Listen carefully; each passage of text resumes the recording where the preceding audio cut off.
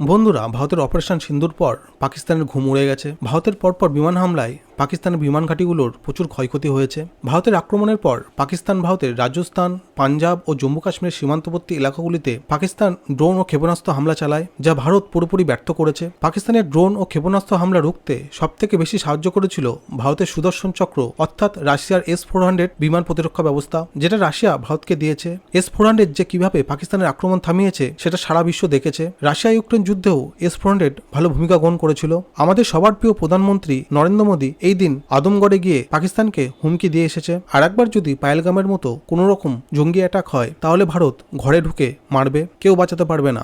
এমনকি পাকিস্তানের প্রিয় চীনও পাকিস্তানকে বাঁচাতে পারবে না। চীন বরাবরই ভারতের বিপক্ষে পাকিস্তানকে প্রক্সি ওয়ার করার জন্য সাহায্য করে আসে। এবার উপযুক্ত জবাব চীন পেয়েছে, কারণ চীন পাকিস্তানের একাধিক missile, rocket, HQ-9 missile defence system সবই চীনের দেওয়া। পাকিস্তানের সৈন্যবাহিনীর প্রায় 80% অস্ত্র চীন থেকে আসে। চীনের একটা মিসাইল ডিফেন্স সিস্টেমও কাজ করেনি। ভারতের রকেট ব্রহ্মোস মিসাইল পাকিস্তানের ভেতরে ঢুকে পাকিস্তানের একাধিক এয়ারবেস ধ্বংস করেছে, যার মধ্যে রয়েছে নূর খান এয়ারবেস, যেটা পাকিস্তানের রাজধানী ইসলামাবাদ থেকে মাত্র 10 কিমি দূরে। আর এরই মধ্যে রাশিয়া ভারতকে S-500 তৈরি করার অফার দিয়ে দিয়েছে।